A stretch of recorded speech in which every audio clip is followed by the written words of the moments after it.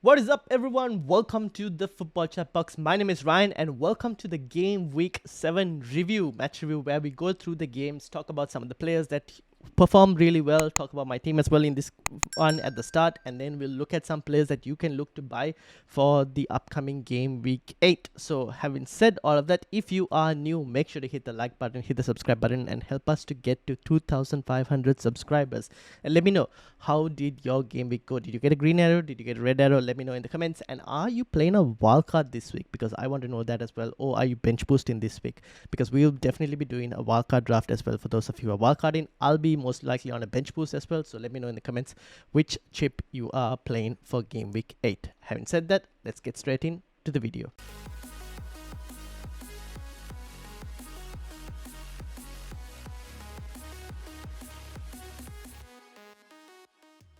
Alright, so green arrow this week, we've gone to 70 points, which has pushed me up to 3,062,000 in the world. Petrovic with the 3-pointer, Tarkovsky with DEFCON and 1 bonus point. Senesi, unfortunately, no DEFCON this week. Gabriel, clean sheet and DEFCON as well. And did he get a bonus point as well? Yes, he did. He got a bonus point as well. Xavi Simons, very, very disappointing. Reinders, I don't know what to do with Reinders. Like, he's got a few chances in this game as well. We'll talk about it later, but I honestly don't know what to do. Bruno Fernandes, unfortunately, nothing again. He's going to be making way, and I'll mention for who when I talk about the games. Semenyo, what a star. Honestly, amazing performance. And the one, I know there was someone on the deadline stream who did captain Semenyo. Well played, well played. And Die with the penalty and a bonus point as well. So that is very interesting, because I was thinking of selling him. Now I have to think again, to be honest. Harlem with a goal, can't complain. Gyökeres almost scored. Unfortunately, here we are sitting now wondering, still no returns. Same thing with the bench, Joao Pedro, no shots. We'll talk about that as well. But Mukiele and Roden, unfortunately, nothing. I didn't really play them for this week. It's for next week that I'm hoping for returns from them. So we'll talk about that when we get into the fixtures. Let's start with Bournemouth versus Fulham. Now, 3-1 to Bournemouth versus Fulham. Now, the first half, there wasn't really much to say about the game, I should say. I guess the bad weather contributed to the poor first half. Fulham were missing both Jimenez and Muniz out to injury in this game. So Josh King got the chance to play striker, but he didn't really do too much in that spot, as well, as you can see from here. Sessegnon got the goal for Fulham, but the star of the show was definitely Semenyo with 2 goals and an assist in this game.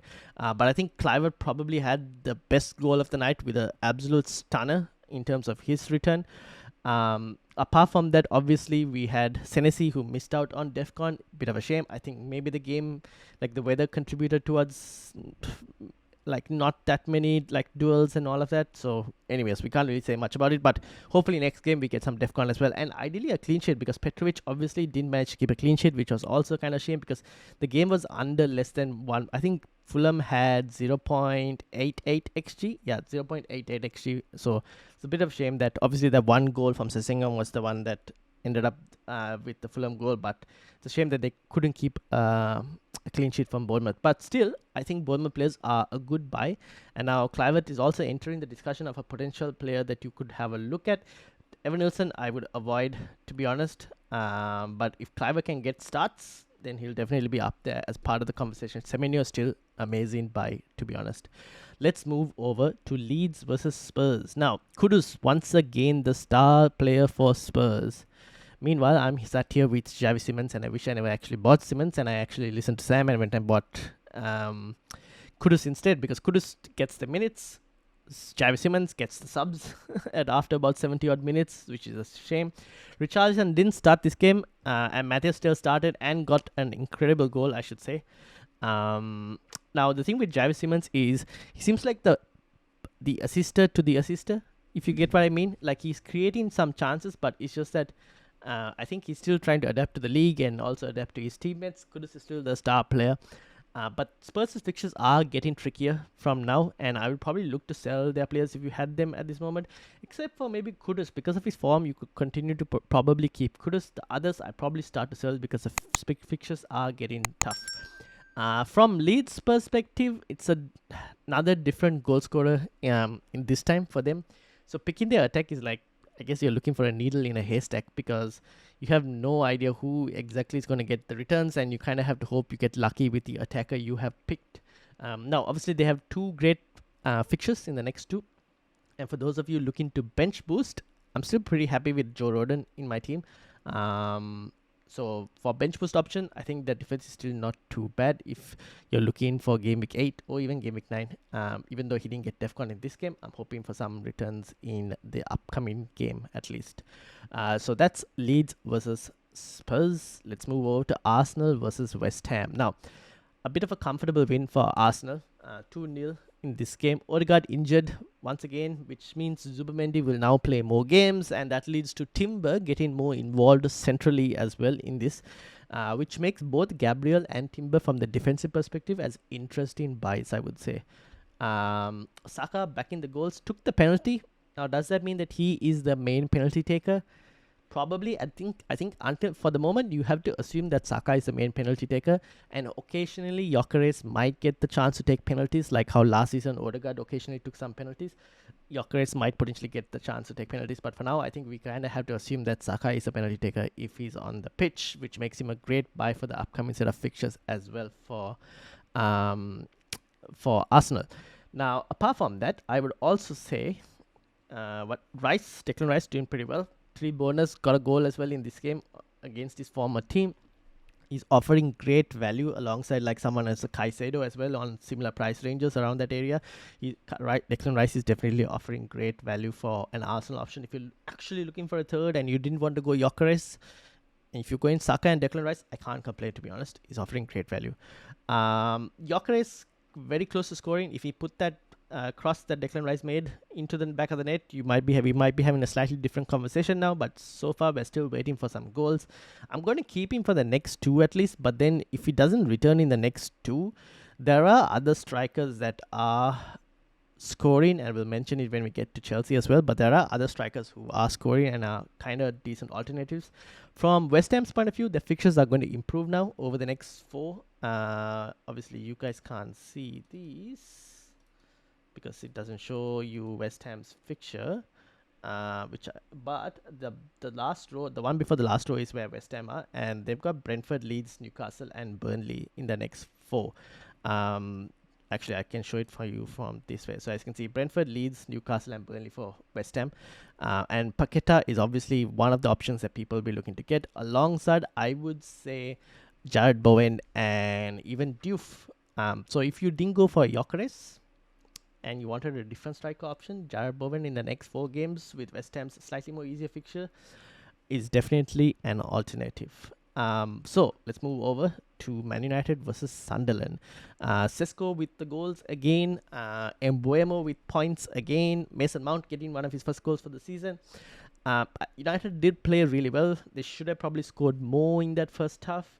I do think Mbeumo will be the best attacking option from that United midfield if you were to go over even Bruno Fernandes at the moment, just because he plays so advanced that he's going to get returns, and he takes a share of set pieces as well, so he's definitely going to be involved in some level of returns, if not every game, like at least occasion, like every other game you could probably expect something. Obviously Lemons started this game, looked pretty comfortable, did make a few at the start, he had to get used to it, but then he looked pretty comfortable, and I'm expecting him to continue to start.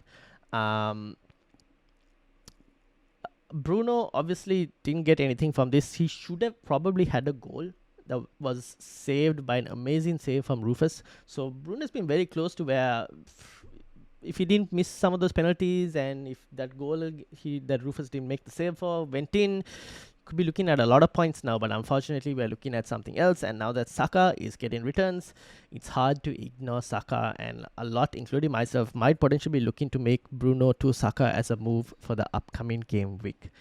With Sunderland, I think against Wolves they will have a really good chance in terms of a bench boost. If you bench boost in Sunderland defense, should be a pretty good opportunity for points. With the attack, similar to Leeds, I probably avoid, because you can't really tell who's going to get the points exactly, so I probably avoid the attack just because of that. But if you wanted to punt on someone, you could probably have a look. Xhaka in terms of DEFCON is there, But honestly, I still think the defense is where it is in terms of the consistent returns at least. Now, let's move over to Chelsea versus Liverpool. Chelsea exploited Liverpool's defense and came away with what I would say was a deserved win. Gakpo did get a goal, but that was probably mainly due to Isak as well in terms of his control and the touch. Liverpool as a whole, I'm not really sure who is a good option to go and get personally, because I mean, Salah is the one getting the minutes. Now, obviously, Gakpo got his goal, but they don't look good enough at the moment. Obviously, Isak is getting rotated with TK, which puts both of them as non-options at the moment. Salah, he tried a lot. He was like looking like he was trying a lot, but unfortunately, nothing from all that trying. So it's hard to exactly tell you who to go for. Their defense is obviously very shaky. Now, the upcoming fixtures on paper should be good for Liverpool, especially like they generally in the next game against Man United, they generally tend to do better against United as well. So it should be good options for Liverpool players. It's just that I can't tell you who to go and get from Liverpool, just because there's like no one that's a specific standout as well. Like, you wouldn't be surprised if Gakpo occasionally got dropped as well. Chiesa should have got some minutes in this game. I don't know why he didn't get any minutes, because he's been their best player in the recent few weeks, to be honest. So it's a bit hard to tell what exactly Slot is trying to do. We'll see against United how they do, but some of their fixtures are improving. It's just that I don't know who exactly you should go and buy. You probably just avoid for the moment until we can figure out exactly who is the player to go and get. From Chelsea's perspective, obviously exploited the wings, exploited Liverpool's defense in terms of transition, and that was pretty evident.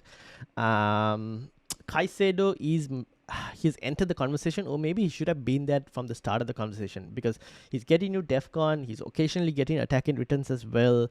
He's definitely an option, and one that I am considering for the upcoming week. So Caicedo is in there as one option to look and buy. Enzo also, I don't mind as an option, to be honest. The one that is a bit of a problem right now is Joe Pedro. Again, 0 shots this week on target. If he's not going to get some shots, it's going to be a bit of an issue, because the next 2 fixtures for Joe Pedro are pretty good, I would say. Now, people are getting frustrated. Now, they have Forest and Sunderland next to. If he doesn't get anything from that, game week 10 onwards, there are some strikers, the likes of Mateta, even WOLvBHA, who have some good fixtures, and they could become options to go and buy.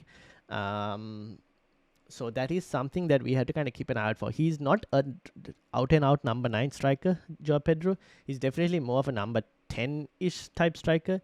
So we just had to hope that some point returns come in the next 2. Otherwise, a lot of managers are going to be having twitchy fingers in terms of wanting to get rid of him. So we'll see. I'll give him Forest and Sunderland, and then kind of make a decision on what to do in game week 10. Now, moving on, Aston Villa versus Burnley. Malen getting both goals for Villa, with Rodgers getting an assist in this game. Probably this one a more deserved one than the last one. But I think now it's probably time to sell. Aston Villa's fixtures are kind of getting a bit more trickier. Spurs, City, Liverpool, Bournemouth in the next 4. So I probably would sell, especially Ollie Watkins. I would sell. For Burnley, let's just hope Dubravka can make a lot of saves. For my bench boost against Leeds next week, 5 saves here. If he can make 6 or more next week, would be really good. So hoping for a ton of saves on Dubravka. Attack, I'm not really looking at anyone from Burnley. Defense as well, I think it's only Dubravka personally, to be honest. That's basically it. Moving on to Everton versus Crystal Palace. Now, Everton finally break Crystal Palace's unbeaten run. Although, I should say, Palace probably should have finished the game in the first half, or even at the start of the second half. The amount of chances they created, and I keep saying, like, it's like every week on this video, I keep asking the question, how has Mateta not scored in this game? Because even in this game, he had so many chances to score and he didn't get any returns. Obviously, Munoz got the goal, so we can stop talking about fullbacks not getting any points in this game, and it all been only about central defenders and DEFCON. But here we are with a fullback getting a return. Ismail Sarr with another assist, which makes him a very interesting option to kind of own. Even with the slightly trickier fixtures, I don't mind Ismail Sarr, to be honest, as a pick, because against some of the tougher opponents, he generally tends to do better compared to some of the easy fixtures. So I don't mind Ismail Sarr in his price point. From also Palace, all of the defenders this time, except for Mitchell, all the other defenders got DEFCON. Last week I told you that except for Munoz, all the other defenders got DEFCON. So it looks like the central defenders are the ones you kind of want to go and get in. From Everton's point of view, Endai with the pen probably should have had an assist as well if Beto, could have finished that big chance that was created. Jack Grealish obviously got the rebound off that shot. Now, please don't go and buy Jack Grealish because he scored. He's ineligible to be playing against Manchester City next week because he's on loan. So letting everyone know about that. Do not go and buy Jack Grealish just because he got 2 points. He can't play next week. Tarkowski with DEFCON and a bonus point as well. Very nice, very nice. Moving on, Newcastle versus Forest. I think Big Ange is going to have to wait a lot more longer for his first win. Chelsea, Bournemouth, United, Leeds, Liverpool. I don't know, not looking easy. And that's also even if he does make it up to the Liverpool game, because there's an international break in the middle of that. Who knows whether he'll still be manager come that time as well. So Ange is probably going to have to wait a bit more longer for his first win. And that's basically all I would have to say from Forest. If you have Forest players, I don't know what you're doing. You probably should sell. From Newcastle's perspective, they kept a clean sheet. Dan Burn with the assist as well from Bruno Guimaraes getting a good goal. Bruno Guimaraes also got the assist for the penalty win, where Walter Marder converted the penalty because Anthony Gordon wasn't on the pitch. So that doesn't mean that Walter Marder is first choice pins. I think just because Gordon wasn't on the pitch, Walter Marder obviously got the chance for a penalty. Now, he should have probably had a few more in this game as well, to be honest. He had a couple of good chances which didn't go in the back of the net. So again, like I said, if Gyökeres, Joe Pedro, they don't start returning, there are other strikers. Walter Marder, Mateta could also become one, even if he's not scoring at the moment. The Marder chances getting Sesko also getting some goals recently. There are strikers who are scoring. The other two need to convert, otherwise their sales will be very high, to be honest. So yeah, Newcastle, good. Definitely, you can look to try and buy them because they are playing really well at the moment. Let's move over to Wolves versus Brighton. Now, Verbruggen, pretty unlucky, I would say, to concede, but what a strike from Munetsi for that goal. Obviously, it went down as an own goal, but again, like I said, pretty unlucky to concede because of the save he made was good, and then it hits the post and hits his back and goes in. Unfortunate there. Arias actually missed a great chance, and Rutten also had a good chance which was saved by Johnston. Stan Larsen hit the post in this game. So Wolves are creating chances. Again, the finishing is still a bit of an issue. Mitoma wasn't available in this game and didn't start.